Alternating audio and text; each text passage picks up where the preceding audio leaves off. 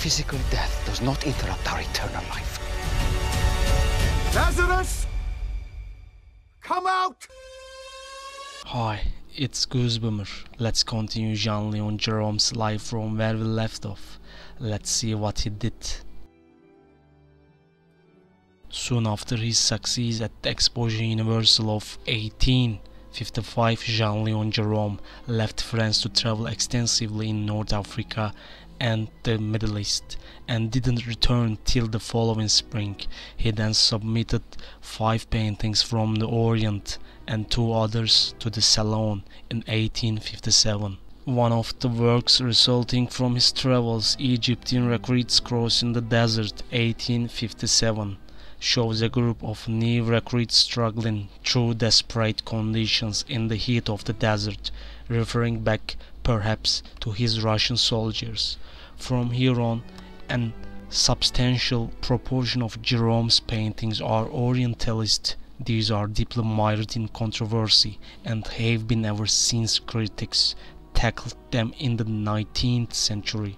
His success of the Salon in 1857 was the duel after the ball, the very antithesis of his earlier Age of Augustus, with its contemporary anecdotal narrative and slapstick humor. If the story is to be believed, on leaving a masked ball in Paris during the winter of 1856, an elected official and the former police commissioner fought a duel in a corps in the Bois de Boulogne. One was dressed as the character Pierrot, the other as Harley Quinn. Pierrot was wounded as a result, and the incident became notorious because of the personalities involved and their funny costumes. Pierrot leans as white as his costume, collapsed against one of his team, his face suggesting shock if not imminent death from a wound bleeding onto his chest. His limp right arm still bears his sword, dragging on the ground. 2 other friends are visibly distressed at his condition and trying to console him. Jerome uses the full range of conventional narrative techniques with strong cues to the original story. He states it theatrically with the absurd grim humor of the participants' costumes, referring to the comedy of Pierrot and Harley Quinn, making it intensely effective. This rapidly became one of the most widely reproduced paintings of its time, although Jerome's rival Thomas Couture was upset that his more academic version of the incident was ignored. Jerome was now an ideal candidate for a longer-term contract for reproductions of his paintings, and in 1859 made such an arrangement with Adolphe Goupil, whose galleries were to represent him and his work, most importantly promoting in the growing US market.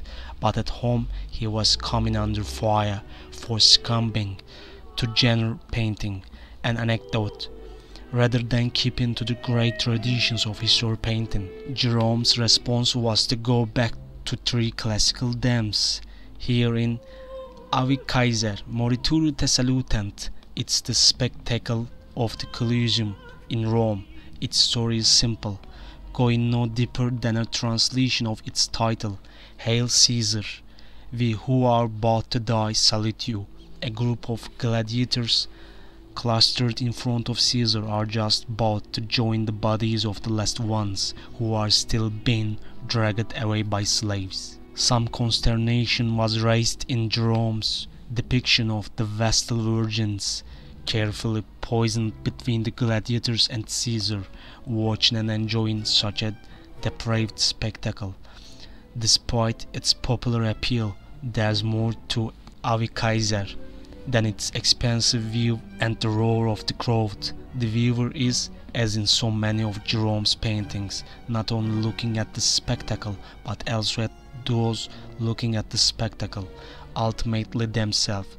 This painting was so successful that Goupil continued to sell reproductions of it, some as small as a calling card, for the next 50 years. Jerome's more traditional historic paintings was the largest that he showed at the Salon of 1859, and the one which attracted the open praise of Charles Baudelaire, Unfortunately, it's one of Jerome's major works that has since vanished, its only traces being a monochrome photograph and this graphite study of the dead Caesar from about 1859.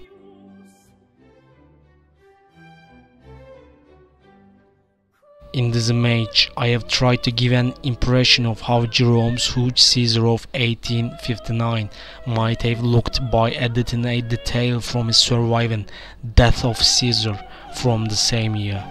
There were of course details of the empty section of the curia in the upper right, and its projection was slightly different.